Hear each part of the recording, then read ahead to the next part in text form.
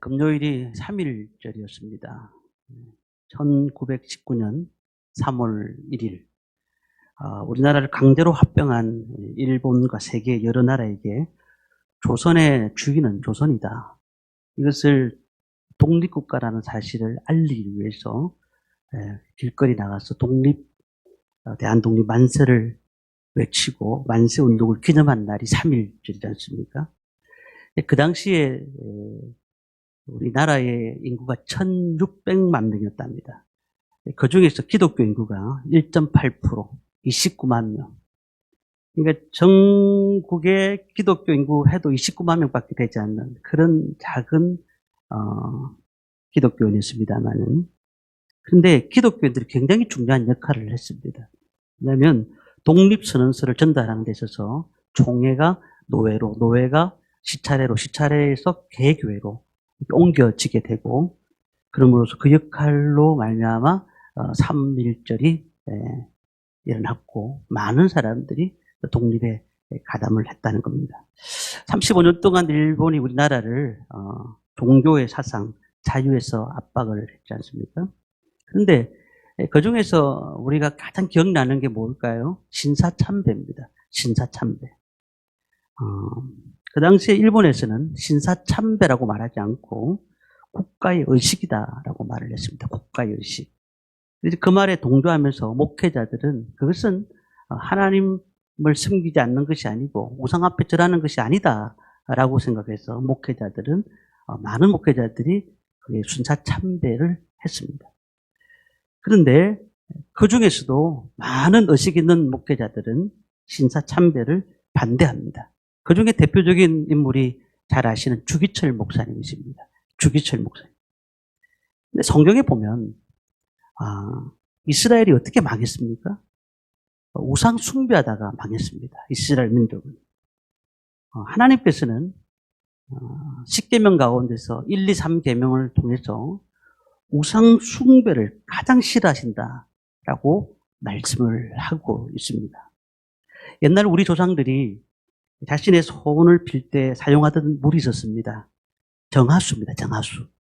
이 정화수는 첫 새벽에 운물물을 말하는데, 처음에 아무도 끼지 않는 운물에 가서 처음으로 퍼올린 물을 놓고 소원을 비는 겁니다. 그러면 이루어진다라고 생각했습니다. 그래서 어머니들이 장독대 위에다가 정화수를 떠놓고는 손바닥이 발이 비도록 계속 빌어가면서 소원을 빌었던 적이 있었습니다. 이게 아득한 추억으로 남아있지만 과거에는 집집마다 이러한 현상들이 일어난 것을 보게 됩니다. 그런데 만약에 지금 이 시대에 우리 가족 중에 한 사람이 매일 새벽 산에 올라가서 벼락 맞은 고목나무에게 절을 수십 번 하고, 그리고 거기에다가 정화수를 올리고 절을 한다고 하면은 우리가 뭐라고 하겠습니까? 쓸데없는 짓 하지 마라 라고 우리는 얘기하지 않겠습니까? 지금도 무당들은, 특히 점집에서는 그렇게 하고 있는 줄 알고 있습니다만은, 정화수 신당, 고목나무의 절하기, 바위똥 섬기기, 빗자루 귀신 섬기기, 부직갱이 귀신 모시기, 이렇게 지금 그렇게 하는 사람이 우리 한국에는 없겠지만은 그러한 사람들도 있는 걸로 알고 있습니다. 근데 우리나라에 가장 미신이 많이 드는 지역이 제주도입니다. 그리고 또 2위는 부산입니다. 요 밑에 지방이 아주 그냥 미신을 많이 섬기고 있는데요. 그렇다면 우리는 그렇게 생각할 수도 있습니다. 그 당시에는 그렇게 미신을 섬겼지만 현대인들은 미신을 섬기지 않는 거 아니냐, 우상을 섬기지 않는 거 아니냐, 그렇게 생각하면서 우리는 우상하고는 관계없는 사람들이다, 우상하고는 아무런 관계가 없는 사람이다, 그렇게 말을 할 수도 있습니다. 그런데 교묘하게 지금 우리가 우상을 섬기지 않는다고 말할 수가 없습니다. 오늘 본문의 말씀을 조금 나눠야 되는데요. 바울이 그리스의 아덴이라는 곳에 들려서 마음의 분노를 느낀다고 했습니다. 마음의 분노. 왜 분노를 느꼈는가? 16절 말씀을 우리 함께 보겠습니다. 16절 말씀을 같이 읽습니다. 바울이 아덴에서 그들을 기다리다가 그 성에 우상이 가득한 것을 보고 마음에 격분하여. 바울이 지금까지 사역을 하면서 이렇게 분노를 느낀다는 말을 잘 하지 않았습니다. 그런데 여기서 격분한다는 말을 하고 있거든요. 복음을 전하러 가면서 이런 말을 쓴 적이 거의 없는데 바울이 지금 이 얘기할 때가 분노를 느꼈다고 하는 것은 다른 도시에도 분명히 우상이 있었을 겁니다. 고린도 지역도 있었을 것이고 많은 우상들이 있었는데 이 아덴에 와서 유독 이곳에 와서 분노를 느낀다고 말씀합니다. 우리가 아덴이라는 도시를 잘 알아야 되는데요. 이 아덴은 그리스도의 수도인 아테네입니다. 아테네. 지금 그래서 성경에서는 아뎀이라고 기록되어 있습니다. 아뎀. 여기서는 굉장히 작은 도시입니다. 작은 도시인데 우리가 잘 알고 있는 서양 문학, 그러니까 철학의 중심지기도 합니다. 여기서 누가 나왔느냐 하면 소크라테스, 플라톤, 아리스토텔레스 이런 사람들이 아덴에서 나왔습니다. 놀랍게도 작은 아덴, 그 작은 마을에서 태어나게 됐습니다. 그리고 예술가, 미술가, 음악가들이 이곳에서 다 태어났습니다. 우리가 더 잘 알고 있는 게 있습니다. 올림픽의 꽃이라고 있는 마라톤. 이 마라톤이 아덴에서 시작되었습니다. 그러니까 이쯤 하면 아덴이 어떤 도시인지 알겠습니까? 지적인 도시, 문화적인 도시, 철학적으로 완벽한 도시라는 사실을 우리는 알 수가 있습니다. 그리고 사도 바울이요, 가말리엘 학문에서 공부를 했습니다. 아주 똑똑한 대학에서 공부를 한 거죠. 근데 거기서 무엇을 전공했느냐 하면 철학을 전공했습니다. 철학을. 그러니까 이 아덴에 가면서 어떤 마음을 가졌을까요? 자신이 철학에 대한 사상이 너무 깊이 있지 않습니까? 그래서 그 마음에 설렘이 있었을 겁니다. 설렘이. 자, 그런데 이 아덴에 도착했는데 그 아덴이 어떤 곳이었느냐면 우상이 3만 개가 있다고 합니다. 3만 개. 우리가 잘 생각해야 됩니다. 문화가 발달되고 지식이 많고 그리고 또한 굉장히 뛰어난 도시입니다. 그런데 좀 뛰어나고 문화가 있고 지식이 많은 사람들은 우상을 숨기지 않는 것이 일반적인 상식이지 않습니까? 그런데 이곳에서 3만 개의 우상이 있었다. 이게 그런 거하고 아무 관련이 없는 거예요. 오늘날 대학가를 보십시오. 대학교 앞에 보면 철학관들이 그렇게 많습니다. 점집이 많은 거예요. 서면, 부산 서면에 가보시면 그 구석에 가보면 전부 다 철학관들 점집이 가득합니다. 그 비싼 땅에서 조그만 2평짜리를 계속 이렇게 갖다 놓은 걸 보았는데 얼마나 많은 사람들이 그곳에 온다는 겁니까? 대학가뿐만 아니고 대학가의 손님들은 대학생들 아니겠습니까? 그뿐만 아니라 교수님들까지도 점을 보러 온다는 거예요. 그리고 또 요즘은 우리 교회는 해당되는 분이 없을 줄 압니다만 교인들이 점을 보러 오는 겁니다. 교인들이. 교인이 가면은 이 점쟁이가 알아본다고 합니다. 그래서 아유 괜찮습니다. 저쪽 교회 다니는 분도 오십니다. 괜찮습니다. 이렇게 말을 한다고 할 정도니까. 그러니까 지금 우리는 우상하고 아무 관련이 없다. 우상은 옛날에 정화수 떠놓고 했던 그분들 얘기지 지금 우리하고는 아무 관련이 없다라고 얘기하는 것은 아닌 거라는 거죠. 지식과 상관이 없고 문화와 상관이 없고 그렇지가 않더라는 겁니다. 우리 생활 속에 깊이 있게 지금 우상의 문화가 들어와 있다는 사실을 우리는 말씀을 통해서 알 수가 있습니다. 자, 그럼 우상이 무엇인가 생각해 봐야 될 거 아닙니까? 우상은요, 하나님을 상실한 사람들이 인간이 그 대용품으로 만들어낸 것이 우상입니다. 하나님을 상실한 사람들이 인간이 대용품으로 뭔가를 숨겨야 되니까 그것을 만들어낸 것이 우상이라니까요. 거기다가 헛개비를 만들어 놓고는 자신의 능력과 가치를 심어주는 겁니다. 그래서 자신이 만들어 놓은 헛개비에다가 자신이 결국은 나중에 보면 지배를 받게 돼 있어요. 지배를 받게 돼요. 자기가 만들어 놨단 말이에요. 근데 나중에 보면 지배를 받고 있는 겁니다. 그래서 결국은 두려움들이 몰려오게 만듭니다. 그리고 우리를 어둠 가운데로 밀려들게 만든다는 겁니다. 오늘 아덴에 3만 개 이상의 우상이 있었습니다. 바울이 아덴 도시에 가서 관찰한 3가지를 오늘 말씀을 하고 있습니다. 어떤 우상들이 있었는가? 오늘 말씀을 통해서 은혜를 나누고자 합니다. 첫 번째는요, 이 우상은 종교적인 우상이었습니다. 우리 17절 말씀을 함께 보겠습니다. 17절입니다. 회당에서는 유대인과 경건한 사람들과 또 장터에서는 날마다 만나는 사람들과 변론하니. 회당이 있었다고 되어 있죠. 회당. 이 회당은 유대인들이 예배 드리는 곳을 회당이다 이렇게 생각하시면 됩니다. 근데 회당을 어떻게 짓느냐 하면 유대인 남자 10명만 있어도 회당을 짓습니다. 10명 이상 있었다는 얘기지 않습니까? 그러면 그 회당에 모여서 예배를 드립니다. 근데 회당에서 예배를 그렇게 드리고 있었는데 불구하고 아니 세상에 이런 우상 도시에 아무런 변화를 주지 못했단 말이에요. 아무런 영향력을 주지 못했단 말이에요. 이 도시의 숫자가 얼마인지 아십니까? 5,000명밖에 살지 않습니다. 5,000명이 사는 이 지역에 3만 개 이상의 우상을 만들어 놨습니다. 그런데 유대인들은 회당에서 예배를 잘 드리고 있었습니다. 그런데 아무도 이 우상에 대해서 얘기하는 사람이 없었다는 사실입니다. 이런만 하나님을 섬기고 있을 뿐 내면적으로는 전혀 변함도 없을 뿐만 아니라 우상을 섬기는 자와 전혀 다를 바가 없다는 사실을 여기서 알 수가 있는 겁니다. 우리가 찬송을 불러도 우리 가운데 능력이 나타나지 않는 거예요. 그러니까 우상을 섬기는 자들과 전혀 차이가 없었다는 사실을 보여주고 있는 겁니다. 예수님께서는 이러한 사람들을 보면서 이렇게 얘기하십니다. 마태복음 23장 27절에 바리새인들에게 이렇게 얘기하십니다. 화 있을진저 외식하는 서기관들과 바리새인들이여 회칠한 무덤 같으니 겉으로는 아름답게 보이나 그 안에는 죽은 사람의 뼈와 모든 더러운 것이 가득하도다. 무덤에 회칠한 자들이라고 했습니다. 이게 뭐예요?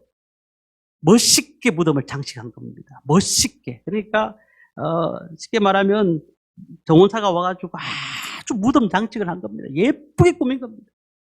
잔디를 입히고 예쁘게 돌을 꾸미고 주위에 나무를 심고 아주 멋있게 만드는 겁니다. 그런데 안에는 뭐가 있을까요? 썩은 시체가 있을 뿐이라는 거죠. 예수님의 신앙, 예수님께서 유대인들을 얘기하면서 이렇게 얘기를 하신 거예요. 하나님을 섬기는 것 같지만 실제로 예배하지 않고 하나님의 교제가 무엇인지 모르고 성령의 체험도 없고 구원의 체험도 없고 주일날 하나님 앞에 나와서 예배를 드리지만은 마음에 뜨거움도 없고 하나님이 혹시 예배를 드리지 않으면 나에게 벌 줄까 싶어서 나와 있는 사람들. 성령님과 교제도 없고 감격도 없고 감격도 없고 감사도 없고 찬송을 한 곡 불러도 은혜도 안 되고 우리가 그렇다고 하면은 오늘 하나님께서 말씀하셨던 또한 이 아덴에서 바울이 보고 있는 그 우상을 섬기는 사람과 무엇이 다르냐는 것이죠. 그러니까 이 우상을 만들 때에 불안하니까 뭔가를 만들어 놓고 그곳에다가 절을 하는 것입니다. 하나님이라는 것을 만들어 놓고 이스라엘 민족들처럼 그것을 섬기려고 하는 것입니다. 바울은 이것을 우상 숭배라고 합니다. 그리고 가장 중요한 종교의 우상이라고 얘기하는 겁니다. 교회 안의 우상. 하나님과 연결되지 않은 채 성령의 역사를 모른 채 신앙생활을 하는 것입니다. 어떤 목사님이 좋은 목사님이십니까? 말씀을 재밌게 전하고 성도들이 들을 때도 편안하게 듣고 은혜를 받고 오늘 목사님 너무 말씀 좋았다 라고 얘기하며 돌아가는 목사님이 좋은 목사님이십니까? 그렇지 않습니다. 하나님께서 하신 말씀을 그대로 전하는 목사님. 하나님의 말씀을 예수님이 하셨던 말씀을 그대로 전하는 말씀. 그 말씀이 하나님이 하시는 말씀 아니겠습니까? 그런데 요즘은 성경을 제대로 가르치지 않고 어떻게 보면 성도들에게 우상을 만드는 법을 가르치고 있는 거예요. 우상을 만드는 법. 그러니까 이 시대는 겉모습 볼 때는 화려합니다. 너무 대단한 것 같아요. 그런데 죽은 무덤과 같은 우상을 섬기는 그런 분들이 많다는 사실을 우리는 인정하지 않을 수가 없다는 겁니다. 자, 이스라엘 백성들이 가장 심하게 빠졌던 것이 우상 숭배였잖아요. 하나님이 왜 이스라엘 민족들에게 진노하셨습니까? 하나님의 능력을 직접 보았습니다. 하나님의 역사를 보았습니다. 만나가 내렸습니다. 그리고 바위에서 물이 나왔습니다. 모든 것이 다 하나님의 역사를 경험했습니다. 그런데 십계명을 받으러 갔던 모세가 시내산으로 올라가자 이스라엘 민족들은 두려워해서 뭘 했을까요? 우상을 만들어서 검, 송아지를 만들었다는 겁니다. 이게 출애굽기 32장의 말씀이잖아요. 그들에게 중요한 것이 무엇일까요? 하나님의 뜻 아니었습니다. 천국 아니었습니다.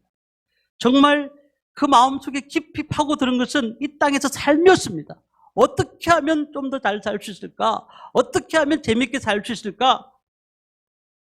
그것이 내 건강이면 되겠고 내 성공이면 된다는 거죠. 우리는 어떻습니까? 정말 하나님을 섬기고 계십니까?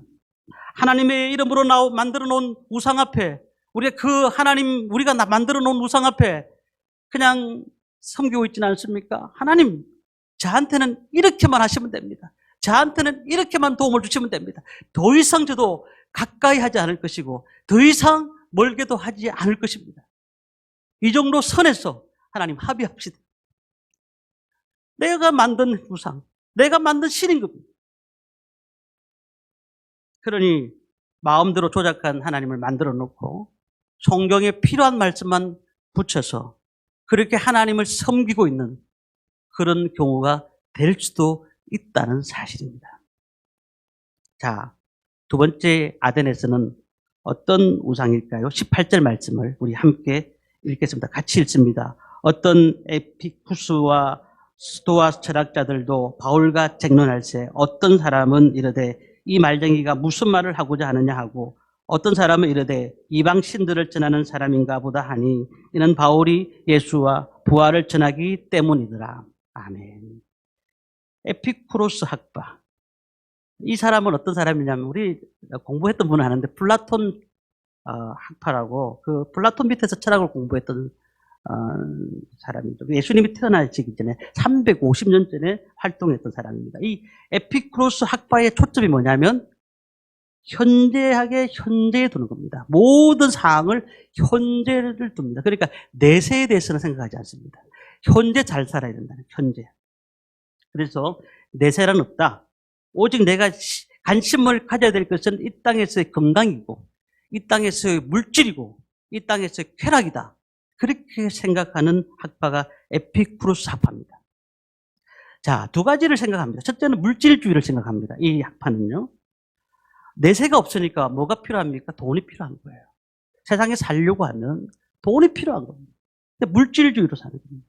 이 땅에서 먹고 사는 문제, 내가 이 땅에서 어떻게 살 것인가를 궁금해하는 겁니다. 그래서 얼마나 많은 물질을 모을 것인가 라는 생각이 듭니다. 두 번째는요. 이들에게 태어난 것은 쾌락주의입니다. 쾌락주의. 세상에서 사는 동안에 쾌락을 즐기고 살아야 된다는 쾌락을. 이 땅에서 인생을 어떻게 하면 만끽하며 살 수 있을까? 그건 쾌락이라는 거죠. 그래서 이 쾌락주의가 들어옵니다.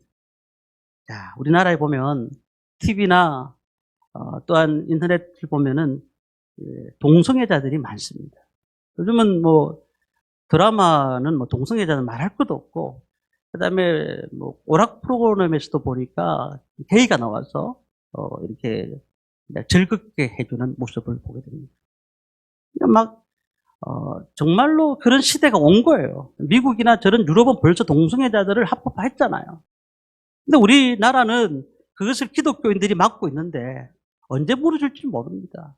해운대 한번 청년들하고 밖에 바람 쐬러 간다고 갔더니 거기 보니까 동성애 바가 있어요. 그러니까 막 이제는 오픈해놓고 다 붙여놓고 있는 겁니다. 다 들어오라는 거죠. 근데 쾌락주의 끝이 동성애입니까? 성경에 보면 수간이라는 말이 있습니다. 수간.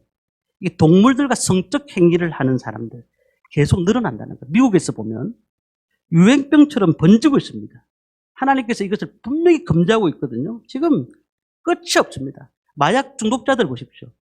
지금 마약 중독자들끼리 마을이 별도로 미국에는 있습니다. 그들끼리 살 수 있는 마을이 있어요. 그러니까 이게 참으로 어떻게 된 세상이 쾌락주의 한계는 끝이 없는 겁니다. 그러면서 뭐라고 합니까? 우리 취미생활을 막지 말라는 겁니다. 취미생활. 근데 그 마음속에 뭐가 있을까요? 쾌락이 있습니다. 죄가 있는 것이죠. 자, 그러니 이 아덴에서 이러한 에쿠스 학파가 있다는 거죠. 물질과 쾌락주의의 우상을 가진 자들이 있으니까 이 바울이 보고 난 다음에 막 격분했다는 거예요. 격분했다는 거예요. 그리고 이제 아덴의 마지막으로 있었던 게 뭐냐면은 지식의 우상인데 18절 말씀 보면은 스토아 철학자라고 그랬잖아요. 스토아 철학은 많이 들어보셨죠? 이게 범신론입니다. 범신론이 뭡니까?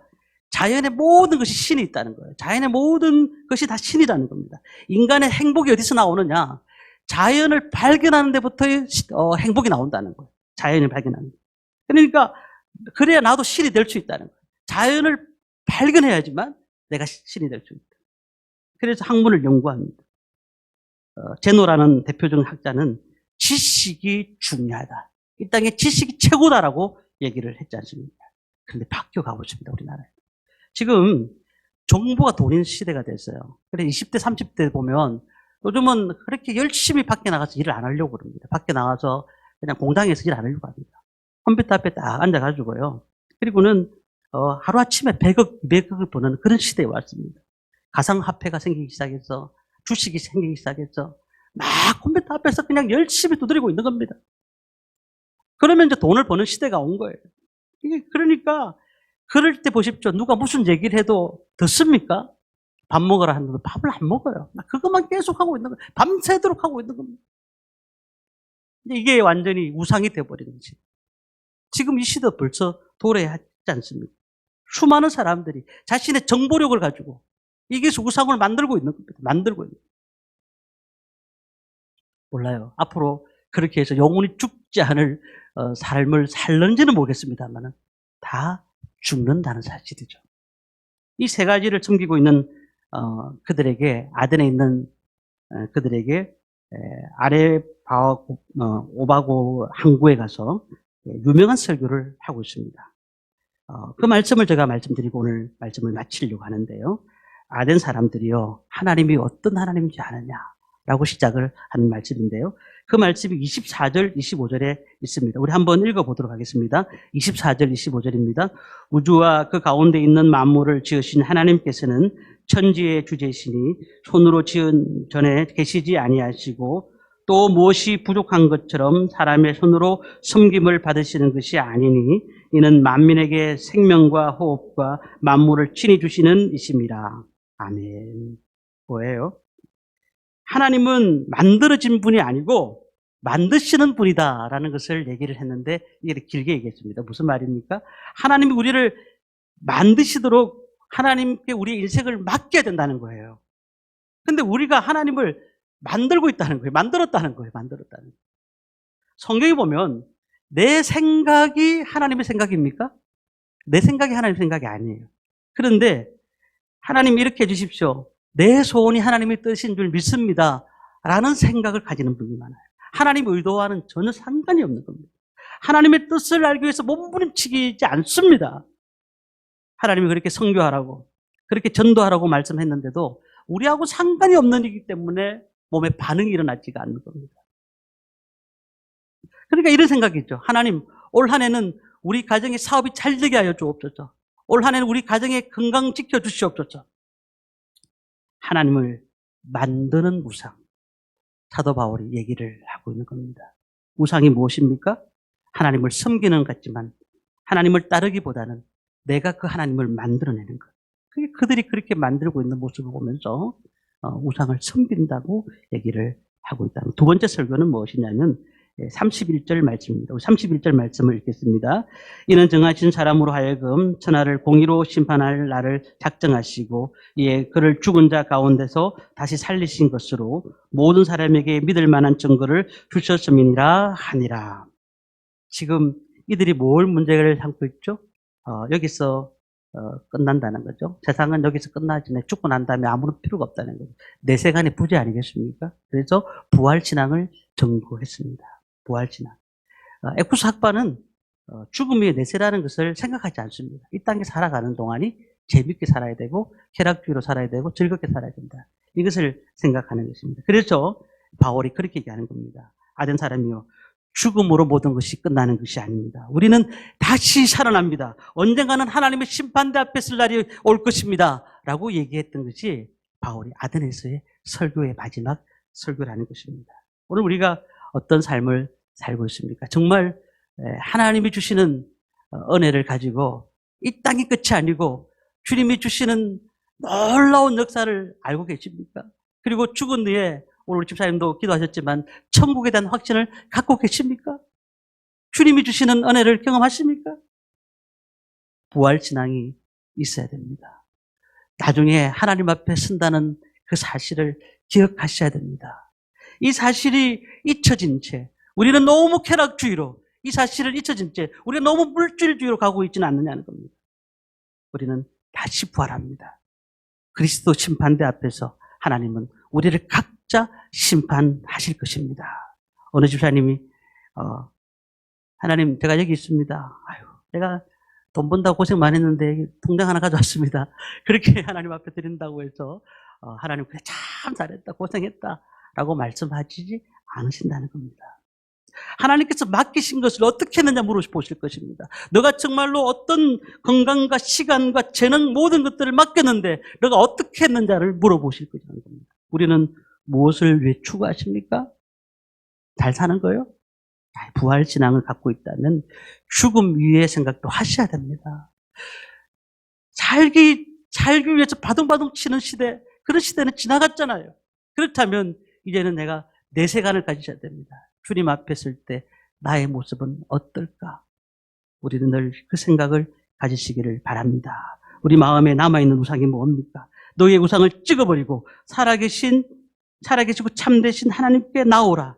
이것이 바울의 결론이었습니다. 30절에 이렇게 말합니다. 알지 못하던 시대에는 하나님이 간과하셨거니와 이제는 어디든지 사람에게 다 명하사 회개하라 하셨으니 회개하라고 말씀하셨습니다. 우리 마음속에 숨겨놓은 정화수를 떠서 복 주십시오. 그게 우상이 아니라 내가 하나님을 섬기지 않고 하나님을 만들어 섬기는 것도 우상이라는 사실을 기억하시고, 야곱이 그 많은 훈련을 겪은 후에 자기 딸이 세겜의 아들에게 강간을 당하고 난 다음에 그때 하나님이 주시는 음성이 들렸습니다. 우상을 제거하라. 그 우상을 제거하라는 음성이 들리고 베델로 올라가서 그리고 그때 우상을 다 버렸습니다. 하나님께서 은혜를 주셨어요. 우리가 가지고 있는 우상, 내가 만든 우상, 내가 생각하는 믿음, 내가 생각하는 모든 것들을 다 내려놓고 하나님 무슨 말씀하신지 들을 수 있는 성도들이 되셔야 될 줄 믿습니다. 이 땅에는 많은 우상들이 있습니다. 종교적인 우상, 물질과 쾌락의 우상이 있습니다. 지식의 우상도 있습니다. 정보의 우상도 있습니다. 이게 하나님은 만들어진 분이 아니라 하나님은 우리를 만드시는 분인 줄 믿습니다. 이렇게 살아가다가 주님의 은혜 가운데서 늘 하나님의 역사를 경험하는 저와 성도님들 되시기를 주님의 이름으로 축원합니다.